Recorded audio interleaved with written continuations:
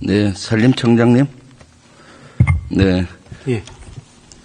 지금도 대구에서 산불이 계속되고 있죠. 다 주불 진화했습니다. 주불 진화하고 예, 잔불은 아직 남아 있죠. 예, 잔불 정리 중입니다. 지금 컨트롤 타워는 어디서 하고 있습니까? 그거는 저기 대구 시장이 지금 그 현장지 본부장입니다. 네, 발화 원인은 나왔습니까? 아니, 아직 조사 중입니다. 피해 현황은 몇백 헥타인데 제가 정확하게 기억을 못 하고 있는데요. 예. 네, 그 컨트롤 타워라든가 이런 걸 제대로 했으면 좋겠어요. 행안부 장관님. 네, 차관입니다. 260헥타입니다. 의원님, 죄송합니다. 네. 260헥타. 예. 차관님 나오셨나요? 예, 차관입니다. 네네. 지난번에 영남권의 대형 산불로 사상 최대의 피해가 난 거 알고 계시죠? 예, 알고 있습니다. 사실 이때는 그 예방과 초기 대응이 미흡해서 인재라는 지적이 많아요. 어떻게 생각하시나요? 최선을 다했다고 생각을 합니다. 여러 가지 좀 희생이 있어서 난 거에 대해서는 안타깝게 생각합니다만 나름 최선을 했다고 생각합니다. 뭐 그렇게 얘기할 수는 있지만은 사실 인재인 면이 많아요. 행안부는 이때 뭔 역할을 했어요? 저희가 바로 재난사태 선포하고 중대본을 운영을 했습니다. 중대본을 운영한다는 것은 인적 물적 자원을 총동원한다는 뜻입니다. 근데 총동원이 제때 안 되는 역할이 있었죠. 지금 산불 감지를 위한 CCTV가 설치되어 있죠? 예, 있습니다. 얼마나 설치되어 있나요? 제가 구체적인 통계까지는 갖고 있지 않습니다. 대략 얼마나 있어요? 산불 감시용 예. CCTV 말씀이시죠? 예. 1,400. CCTV 1,400개 정도. 네, 1,446대가 있어요. 슬라이드 보시면은, 예. 그리고 예산도 2020년부터 100억을 투자했는데, 산불 예측은 주로, 산불에 대한 신고는 주로 주민신고에 의해서 99%가 이상 되는 거 알고 있죠? 예, 주민들이 주로 하시는 걸로 알고 있습니다. 그런데 왜 이렇게 CCTV를 많이 설치되어 있는데도 CCTV로 확인되는 률이 적죠? 어쨌든 산불이라는 게 전국 곳곳에서 동시 나타나기 때문에 아마 그런 현상인 것 같고요. 주민들이 주로 발견하시는 거는 주로 집 근처라든지 농가 인근에서 주로 신고가 되는 것으로 알고 있습니다. 이제 우리 과학 수준이 높아지기 때문에 언제까지 옛날에 하듯이 주민 신고에만 의존하지 말고 CCTV든 공중정찰이든 할 수 있는 여건을 갖춰야 되지 않겠어요? 네, AI를 비롯한 과학화가 좀 더 필요하다고 생각합니다. 그러니까 지금 행안부라든가 대형 재난에 대한 마인드가 부족해 그래요. 우리 북한 같은 경우는 우리가 24시간 관측하면서 북한의 장거리 미사일 거치하는 것까지 확인해서 사전에 준비하는 거 알고 있죠? 우리 북한은 아니고요. 그러니까 북한. 우리 정보망이 예. 북한을 24시간 감시하면서 미사일을 론치한다든가 할 때 장거리 미리 보고 사전에 준비하잖아요. 예, 철저히 준비하는 것으로 알고 있습니다. 그런데 북한은 그렇게 보는데 우리 자산인 대한민국의 산불이라든가 이런 감지 시스템이 왜 이렇게 낙후되어 있는 거예요? 더 보강할 필요가 있다고 생각합니다. 그러니까 마인드가 좀 부족하다고 봐요, 사실은. 그래서 이제는 대형 산불 같은 경우는 우리 국가적인 재난이기 때문에 실제 그런 것들에 대해서 좀 해야 되고 있는 CCTV라도 제대로 해야 된다. 그리고 산림청에서 산불 확대 예측 시스템 있는 거 알고 있죠? 예, 알고 있습니다. 몇 시간 단위를 예측 가능한가요? 최대 8시간 제가 알기로는 있고 8시간 가능한데 예. 모든 지자체가 이걸 들어가서 예측도를 이용할 수 있잖아요. 예. 그런데 이번에 보면은 이런 것들이 제대로 예측이 안 됐어요.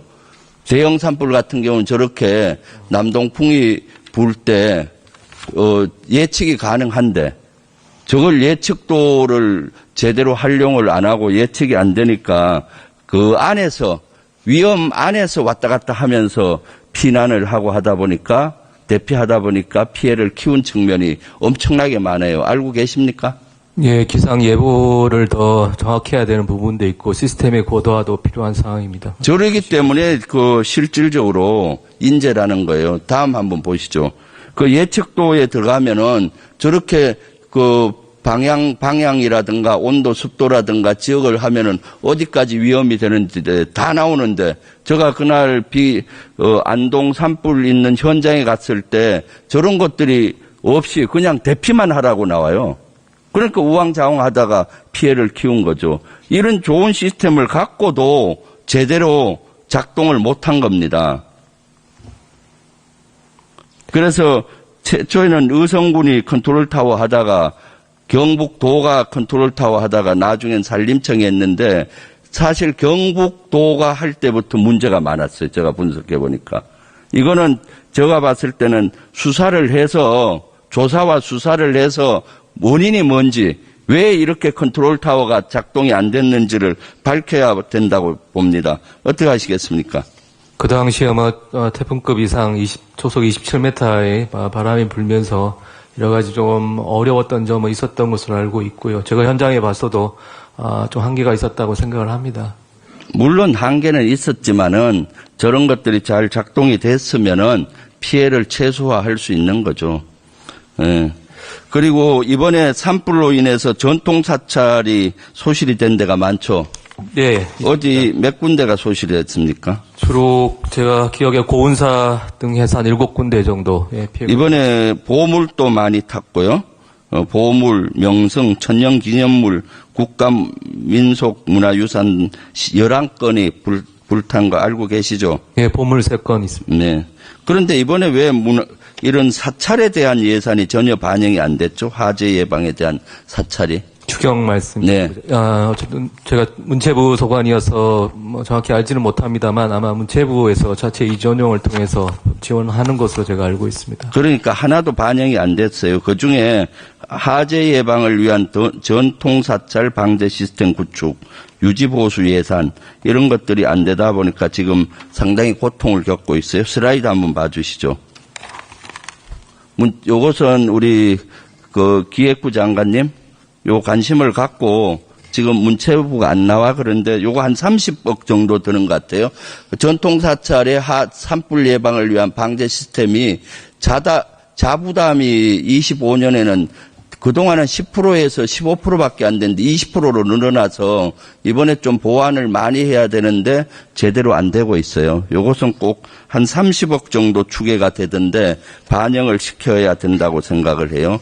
요것 좀 체크를 해 주세요. 체크해서 네. 보겠습니다. 네. 그리고 실제 이번에 초대형 산불 특별법과 가서 조사를 해보니까 우리 민주당 제가 특위위원으로서 보니까 산불로부터 전통사찰이라나 또는 중소기업 이런 데는 아예 예외가 돼 있어요. 기재부 장관님이 알고 있습니까? 산불로 공장들이 다 불탔는데 네. 보상을 할 수 있는 근거가 하나도 없어요. 그래서 기재부 맞죠? 그런 것들이 많고 그다음에 가수원이라든가 이런 데도 보상의 근거들이 없고 그래서 이번에 우리 더불어민주당에서는 특별법을 만들었는데 보상의 근거를 위해서 그런 걸 넣었고 그다음에 집이 소실된 것도 턱없이 보상 기준이 낮아요. 한 10에서 20% 정도 돼서 발을 동동 구르고 있는데 그런 것들을 현실화하는 법안 특별법을 만들었으니까 이번 본회의에 좀 통과시켜야 된다고 저는 봐요. 시기가. 그러니까 아마 기재부가 거기에 발목을 잡을 확률이 많은데 기재부 장관님 여기에 대해서 좀 전향적으로 검토를 좀 해 주세요. 네, 그렇게 하시겠습니까? 네, 현행 기준은 특별법이 필요한지 부분에 대해서 살펴보겠습니다. 이것은 국민의힘에서도 유사한 특별법을 나중에 발의를 했고 지금 저기 김영동 국민의힘 의원 나와 있는데 국민의힘에서는 안동 예천 지역구인 김영동 의원만 발을 동동 구르고 있고 그 TK 의원들 그렇게 많으면서도 제대로 관심이 없어요 여기에 대해서. 그렇지만은 국민의힘에서 적극적으로 여기에 동의할 거라고 봐요. 기재부만 동의하면. 그래서 이것은 급하니까 이번 추경 본회의에 통과가 안 되면 이것도 늦어져요. 그러면은 실제 이런 것들은 보상이나 또 여러 가지 조치들이 시기가 늦어지면 안 되니까 각별히 좀 관심 좀 가져주기 바라고요. 국토부 장관님. 네, 국토부 장관입니다. 그 피해 주민들에 대해서 LH 매입 임대 방식으로 지금 검토하고 있다는데 어떻게 하고 있나요? 우선 그 인근에 있는 LH가 가지고 있는 공가, 임대주택 공가에 급하게 입주를 시키고 있습니다. 지금 71가구가 입주해 있고요. 지금 이재민에 대한 연령대별 구성 이런 거 분석해 봤나요? 아직까지는 그 자료가 안 나왔습니다만 대부분 고령자가 많을 것으로 생각이 됩니다. 예. 대부분 65세 이상이 많고 예.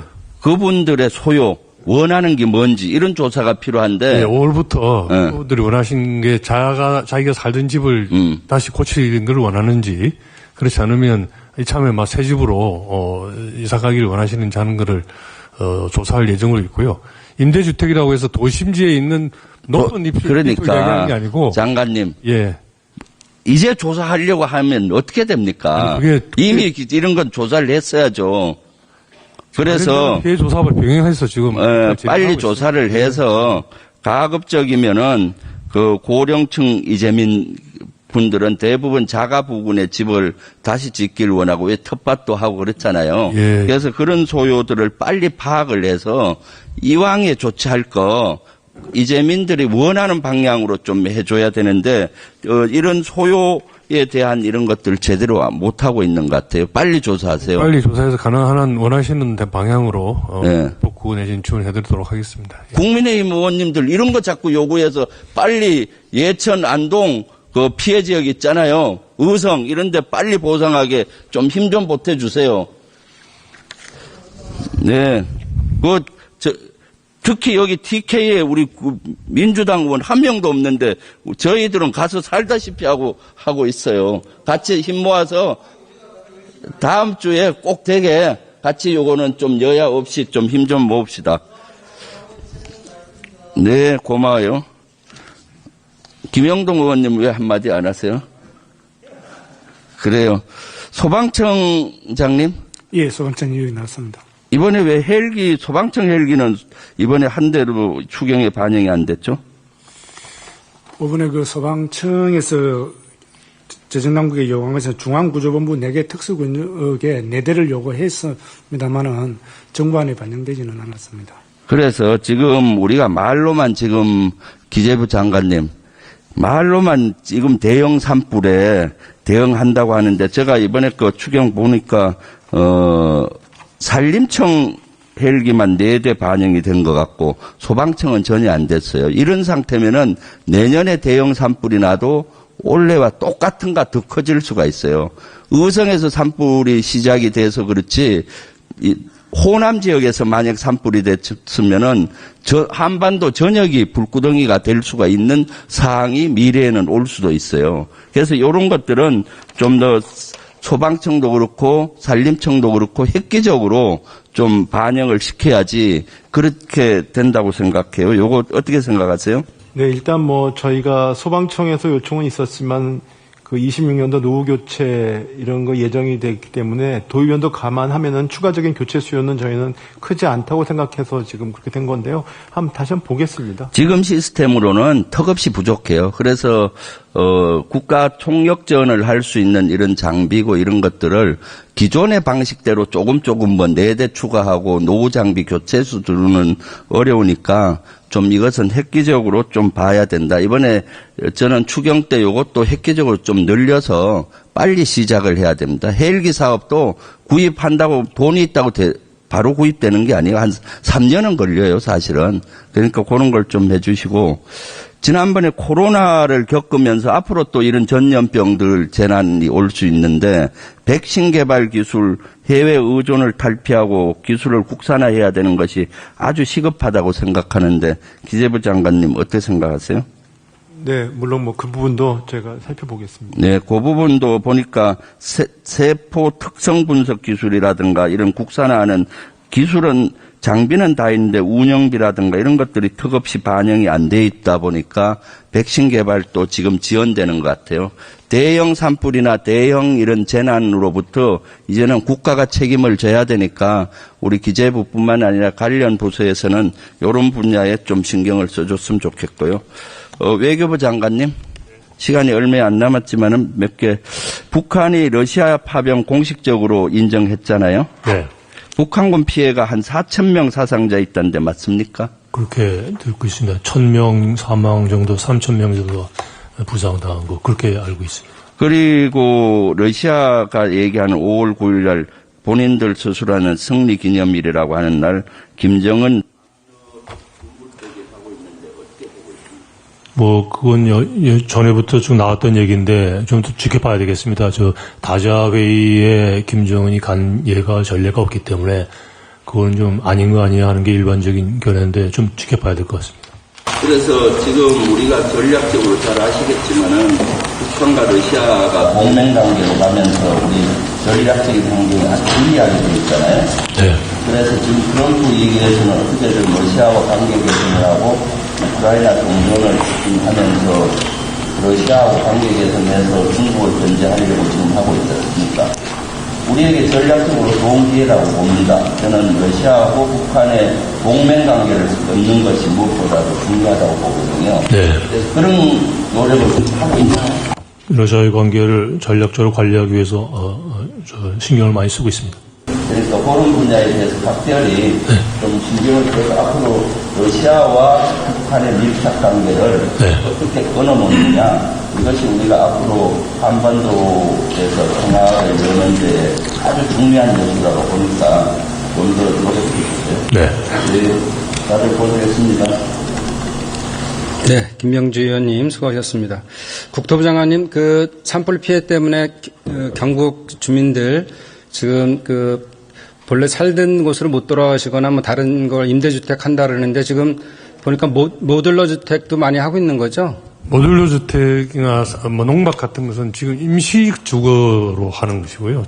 그거는 이제 행안부 쪽에서 담당을 하고, 저희 국토부는 영구 주거 쪽으로 해서 집 수리를 지원해드리거나 그렇지 않으면 가까운 곳에 한 20호 전후에 빌라나 연립주택 형태로 농촌 생활에 적합한 형태의 주택을 새로 지어서 장기 임대해드리는 그 두 가지 프로그램을 운영하고 있습니다.